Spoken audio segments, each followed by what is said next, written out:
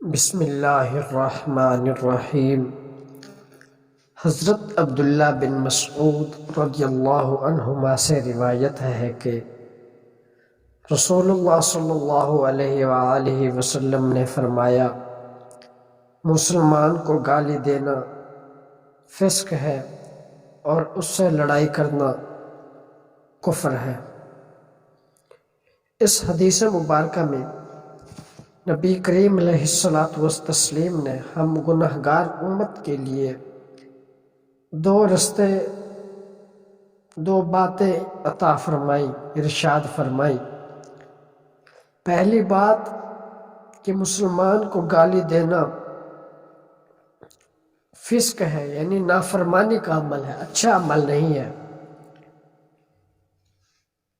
مسلمان کو اگر کوئی ایک بندہ گالی دے تو اس کو دو اختیار حاصل ہیں کہ اگر وہ چاہے تو اس کا بدلہ لے لے، یعنی جتنی گالی کسی نے دی اتنی ہی گالی اس کو وہ لوٹا کے دے، زیادتی نہ کرے، اور دوسرا چاہے تو وہ اس کو معاف کر دے، اور یہ بہت بڑا عمل ہے۔ حضور علیہ السلام نے دوسرے عمل کو پسند فرمایا۔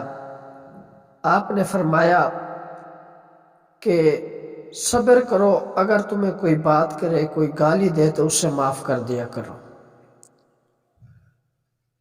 ہاں، اگر آپ معاف نہیں کرنا چاہتے، آپ اس کا بدلہ دینا چاہتے ہو، تو جتنی گالی اس نے دی آپ اتنی گالی دیں، تب تک اس کا گناہ اس پہلے گالی دینے والے کے اوپر ہوتا رہے گا، دونوں گالیوں دینے والوں کا۔ یعنی ایک بندے نے، مثال کے ساتھ سمجھے، زید نے عمر کو گالی دی، جب عمر کو زید نے گالی دی تو عمر نے اتنی گالی زید کو واپس دی۔ اب عمر نے کوئی اضافہ نہیں کیا، عمر اور زید دونوں گالیوں کا جو وبال ہوگا وہ زید کے اوپر ہوگا، کیونکہ اس نے ابتدا کی۔ اگر عمر زیادتی کرے گا تو وبال اس کے سر پہ آئے گا، اگر یہ زیادتی نہیں کرے گا تو زید کے اوپر، یعنی دونوں گالیوں، زید اور عمر دونوں برابری کے ساتھ ایک دوسرے کو گالی دے رہے ہیں، تو ابتدا کرنے والے کے اوپر اس گالی کا وبال آئے گا۔ حضور علیہ السلام نے ایک اور جگہ پر ارشاد فرمایا کہ گناہ کبیرہ میں سے ایک یہ گناہ بھی ہے کہ اپنے ماں باپ کو گالی دینا۔ صحابہ کرام نے عرض کیا، یا رسول اللہ، یہ کیسے ہو سکتا ہے کہ ایک بندہ اپنے ماں باپ کو گالی دے؟ حضور نے ارشاد فرمایا، جب کوئی بندہ کسی دوسرے اپنے مسلمان بھائی کو گالی دیتا ہے تو گویا کہ وہ اس کے ماں باپ کو گالی دیتا ہے، گویا وہ اپنے ماں باپ کو وہ گالی دے رہا ہے۔ اور دوسرا ارشاد فرمایا کہ مسلمان سے لڑائی کرنا کفر ہے۔ کفر اب یہاں پر جو معنی ہے نا، کافر والا نہیں ہے، بلکہ اہل لغت نے اس کے کفر کے دو معنی بیان کیے۔ ایک ایسا کام کہ جس سے انسان خروج عن الاسلام ہو جائے، جس کا کرنے والا اسلام سے خارج ہو جائے، وہ کافر ہے، اور یہ بڑا کفر ہے۔ مثال کے طور پر اللہ اور اس کے رسول صلی اللہ علیہ وآلہ وسلم کی بات ماننے سے انکار کر دینا، یہ بڑا کافر ہے۔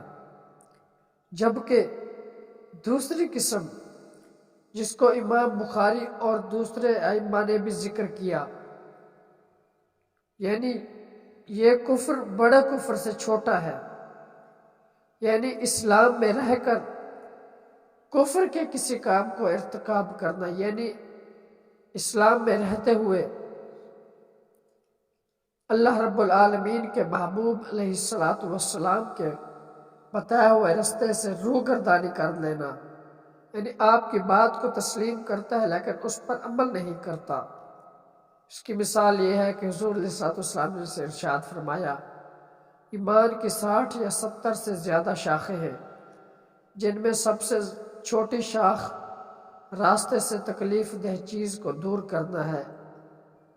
اور حضور نے ارشاد فرمایا، حیا ایمان کی ایک شاخ ہے۔ ایمان کی ان تمام شاخوں کی ضد جتنے کام ہیں سب کفر کے کام ہیں، یعنی کافر نہیں، کفر۔ مگر کفر کے ہر کام کے ارتکاب سے آدمی ایمان سے خارج نہیں ہوتا۔ مثلا اگر کوئی شخص اسلام قبول کر لینے کے بعد توحید و رسالت کی شہادت ادا دے، نماز قائم کرے، زکوٰۃ ادا کرے، عملی طور پر اپنے اعمال اللہ اور اس کے رسول کے تابع کے فرمان ہو جائے، مگر وہ قتل، زنا، چوری وغیرہ میں مبتلا ہو جاتا ہے، ان کاموں کا ارتکاب کر لیتا ہے، وہ ان کاموں کو جائز بھی نہیں سمجھتا، وہ برے کام سمجھتا ہے لیکن وہ سرزد کر لیتا ہے، تو یہ اس سے چھوٹا کافر ہے۔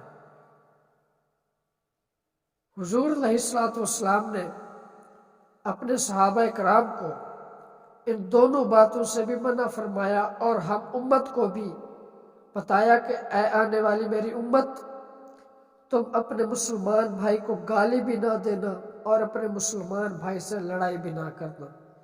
اللہ رب العالمین ہم سب کو آقا کریم علیہ الصلوۃ والتسلیم کے فرامین پر عمل کرنے کی توفیق عطا فرمائے۔